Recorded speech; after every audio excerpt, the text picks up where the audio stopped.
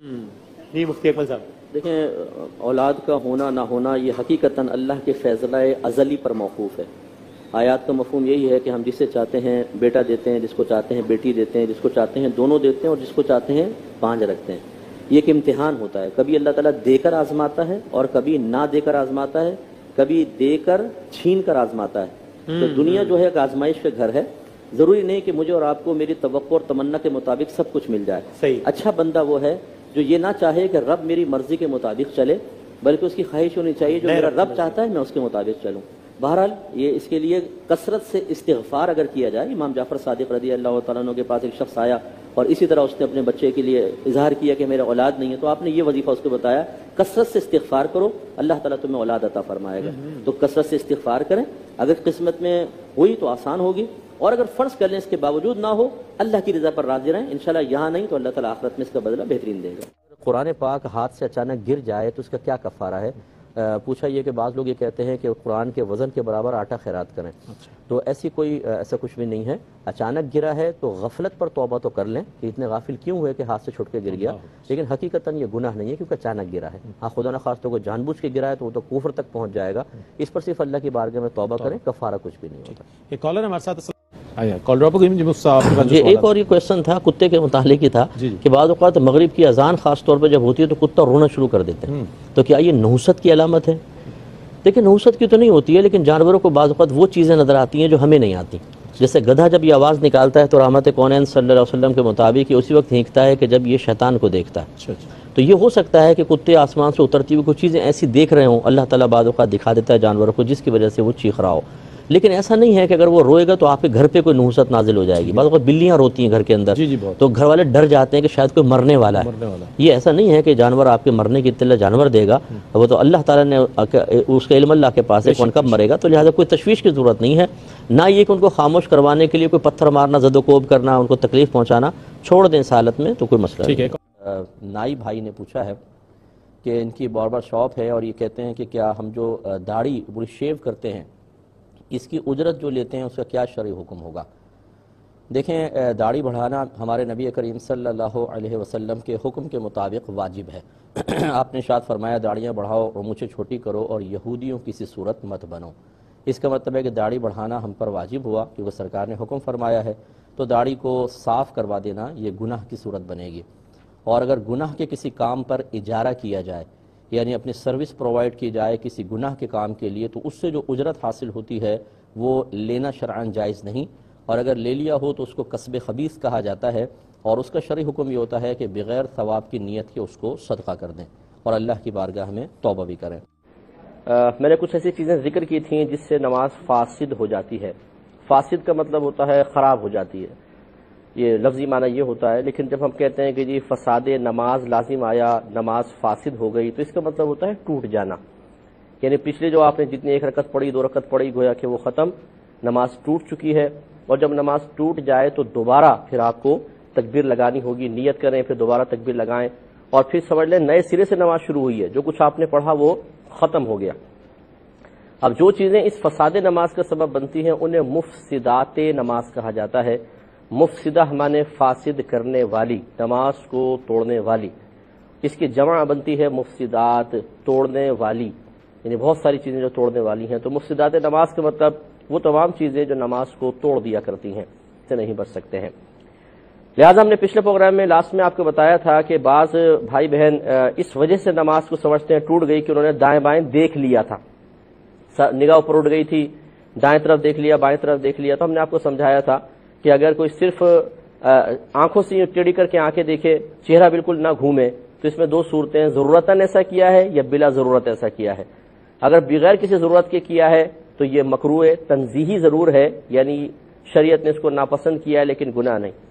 اور اگر جان بوجھ کے کیا ہے، بغیر کسی وجہ کے کیا، کسی عذر سے کیا ہے، مثلا کوئی چوہا وغیرہ ہے یا سانپ وغیرہ کا خدشہ پیدا ہوا، کیڑے کا خدشہ پیدا ہوا، کوئی مہلک کیڑا آپ نے یہ دیکھ لیا، تو یہ تو بلا کراہت جائز ہے۔ اس پہ سلسلہ کلام جاری رکھیں گے۔ پہلے سائل ہے، دیکھیں کیا پوچھ رہے ہیں۔ السلام علیکم۔ تو ہم آپ کو بتا رہے تھے کہ اب ایک تو ہے کسی آنکھیں تھوڑی ٹیڑھی کر کے دیکھیں، بلا ضرورت دیکھا تو مکروہ تنزیہی ہے،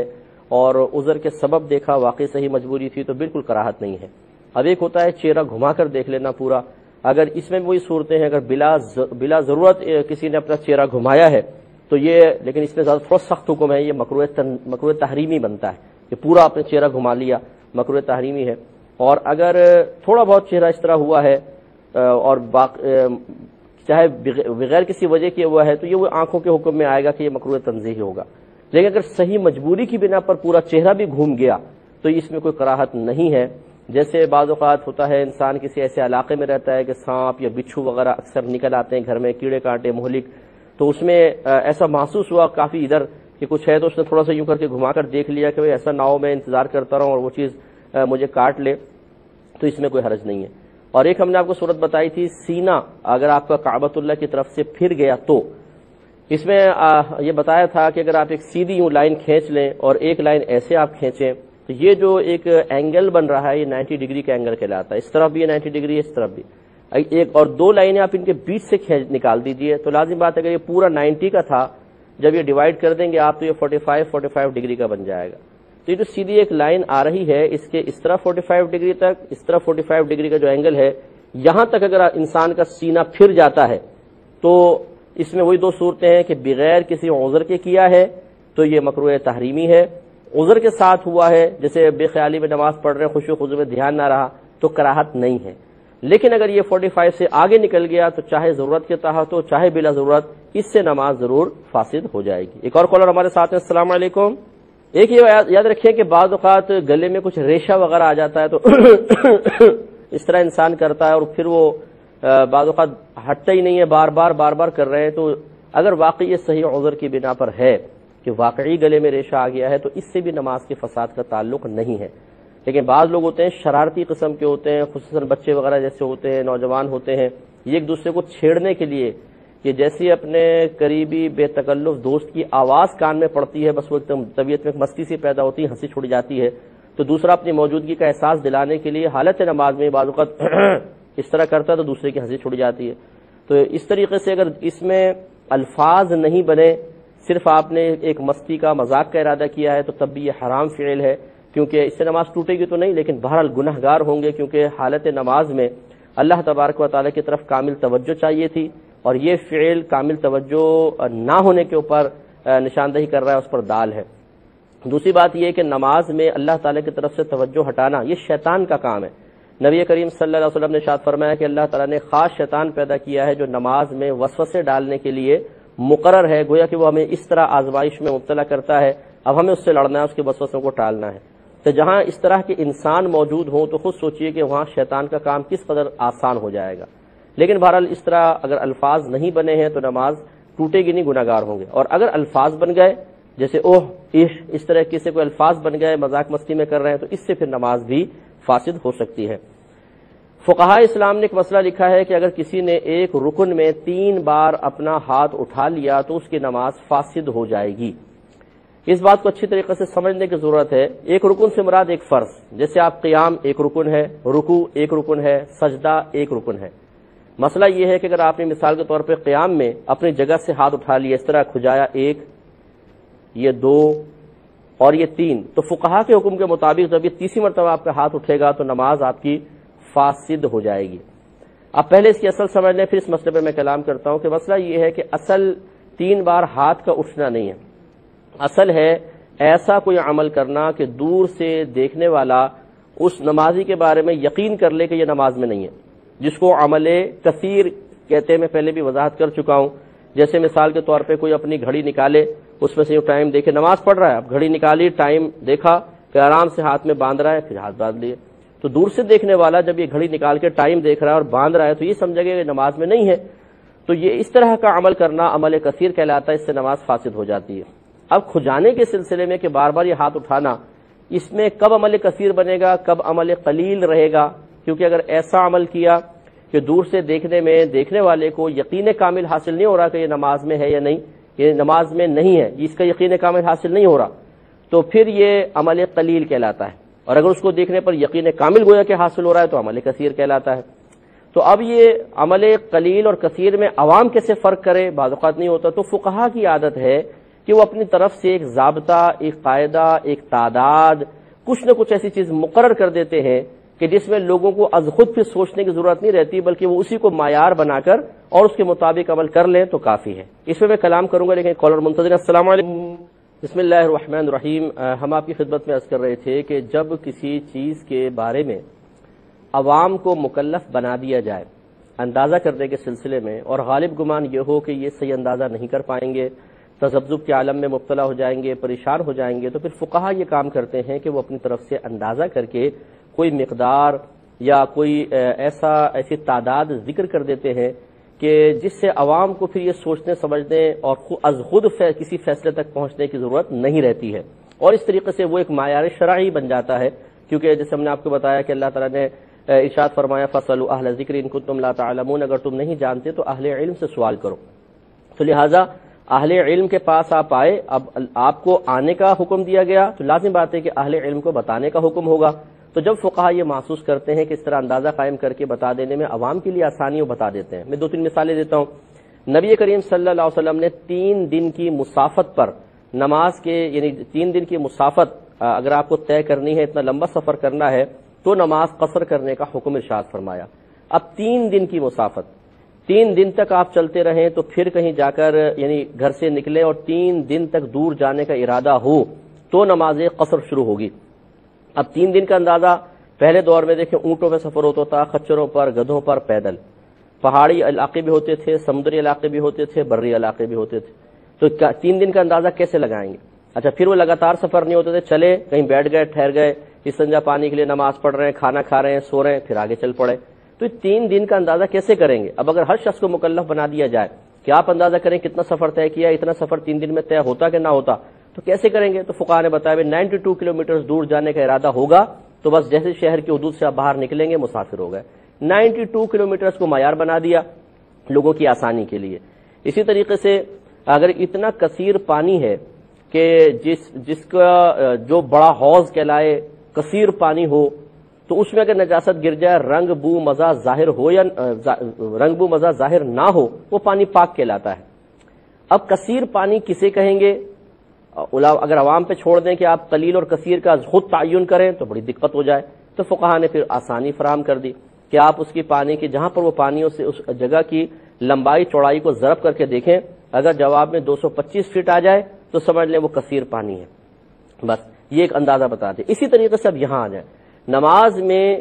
اس طرح ہاتھ اٹھانا کہ دور سے دیکھنے میں وہ ایسا لگے کہ نماز میں نہیں ہے اور اس کو عمل کثیر قرار دیا جائے اور اس کی وجہ سے نماز فاسد ہوتی ہے۔ اگر یہ فیصلہ عوام پہ چھوڑ دیا جاتا تو کافی مشکل پیش آتی، کوئی شخص پریشان ہو جاتا، پتہ نہیں عمل اس میں داخل ہے یا نہیں ہے۔ تو فقہا نے پھر آسانی کے لیے ایک معیار بتا دیا کہ ایک رکن میں اگر 3 دفعہ آپ کا ہاتھ اڑ گیا تو آپ کی نماز ٹوٹ جائے گی۔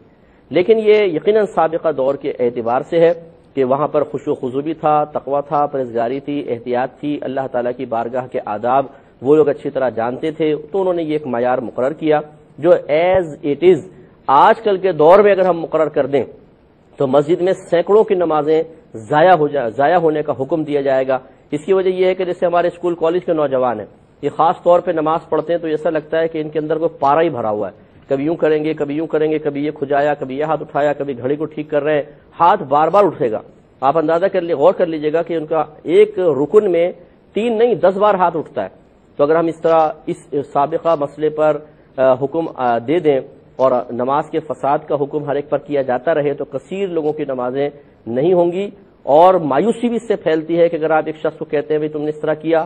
وہ کہے گا یہ تو میں ہر دفعہ ہی کرتا رہا ہوں، میرے ہاتھ بہت اٹھتے ہیں، تو آپ نے کہا کوئی نماز نہیں، دوبارہ پڑھیں، دقت ہوگی۔ خلاصے کلام یہ ہے کہ مسئلہ تو ہم یہی بتائیں گے کہ 3 دفعہ ہاتھ اٹھ جائے تو نماز فاسد ہوتی ہے ایک رکن میں، لیکن اگر کوئی پرٹیکولر ایسا مسئلہ ہمارے سامنے آتا ہے کہ جس میں ہم یہ اندازہ کرتے ہیں کہ اس قسم کے مسائل میں عوام الناس کو کچھ رعایت دینی چاہیے، تو ایک مفتی صاحب اگر دیں تو ان کو اجازت ہو سکتی ہے، کیونکہ یہ کوئی شرعی ضابطہ قاعدہ نہیں ہے، یہ فقہا کا اپنا قائم کردہ ایک اندازہ ہے، وہ انہوں نے معیار مقرر کیا ہے 3 دفعہ ایک رکن میں ہاتھ اٹھے تو نماز فاسد ہوتی ہے، اور فقہا کا اکثر یہی ضابطہ قاعدہ ہوتا ہے کہ جب وہ اپنے رائے کے برخلاف لوگوں میں کوئی چیز بہت کثیر دیکھتے ہیں تو اپنی رائے کو تھوڑا سا واپس لیتے ہیں کہ ایسا نہ ہو ہماری ذاتی رائے سے کسی کی نماز کی بربادی کا سامان ہو رہا ہو اور ہماری ذاتی رائے کی وجہ سے کوئی شخص گناہگار بلکہ کثیر لوگ گناہگار ان کا گناہگار ہونا لازم ہو رہا ہو تو اپنی رائے کو واپس لیتے ہیں۔ خلاصہ کلام یہ ہے کہ 3 دفعہ ایک رکن میں ہاتھ اٹھنے کے سلسلے میں کوئی نتیجہ مرتب کرنے سے پہلے آپ کو مستند مفتیان کرام کے بارے میں ان سے رجوع کرنا ہوگا۔ اب میں اتنی لمبی بات کیوں کر رہا ہوں، بس میں آخری بات عرض کر کے پھر اپنا بیان جوابات شروع کرتے ہیں۔ ایک حافظ قرآن نماز پڑھا رہے ہیں، تراویح مثال کے طور پہ پہلے 1.25 سپارہ تقریباً پڑھتے ہیں مطلب شروع میں، اب مثال کے طور پر سورہ بقرہ پڑھ رہے تھے، انہوں نے شروع میں ہاتھ اٹھایا، یہ کھجایا، ایک دفعہ ہاتھ اٹھ گیا، پھر وہ تقریباً 5 منٹ تک قرات کرتے رہے، پھر یہ ہاتھ اٹھایا، تھوڑا سا کھجا لیا، ہلکا سا کھجایا، 2 دفعہ ہاتھ اٹھ گئے، پھر 10 منٹ بعد انہوں نے پھر اس طرح اٹھا کے اس طرح تھوڑا سا کھجا لیا، 3 دفعہ ہاتھ اٹھ گیا۔ ایک شخص پیچھے نماز پڑھ رہا تھا، اس نے کہا جی نماز فاسد ہو گئی کیونکہ ایک رکن میں 3 دفعہ ہاتھ اٹھ گیا۔ حالانکہ کوئی بھی اس 3 دفعہ ہاتھ اٹھنے کو دیکھ کر یہ نہیں کہہ سکتا کہ یہ عمل کثیر ہے،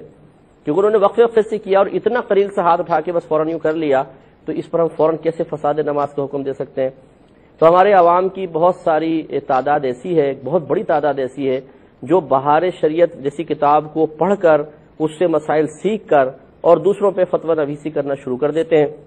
کسی امام صاحب کے پیچھے نماز پڑھ رہے ہیں، اب اپنی نماز پڑھ رہے ہیں لیکن نگاہیں امام صاحب کے اوپر ہیں کہ پنجے سے لگ رہے نہیں لگ رہے، ہاتھ کتنی دفعہ اٹھ رہے ارے بھائی اب اپنی نماز پڑھ رہے ہیں، امام صاحب کو چیک کر رہے ہیں، اب پھر امام صاحب نے اگر 3 دفعہ ہاتھ اٹھا دیے تو جی نماز فاسد ہو گئی، نہ ان کے پیچھے نماز پڑھنی ہے اب اور نہ کسی اور کو پڑھنے دینی ہے۔ اس سے پھر مسجدوں میں انتشار پیدا ہوتا ہے، فتنے پیدا ہوتے ہیں۔ اس قسم کے بھائیوں کو سمجھانا مقصود ہے کہ آپ فوری طور پہ فتویٰ نہ دیں۔ بہت سارے مسائل براہ راست قرآن و حدیث سے ثابت شدہ نہیں ہوتے، بلکہ فقہا لوگوں کی آسانی کے لیے از خود اپنی رائے سے کچھ تعداد یا مقدار مقرر کر دیتے ہیں، جس میں ترمیم کی ہر دور میں بے شمار گنجائشیں موجود ہوتی ہیں۔ امید ہے کہ آپ بات سمجھ گئے ہوں گے۔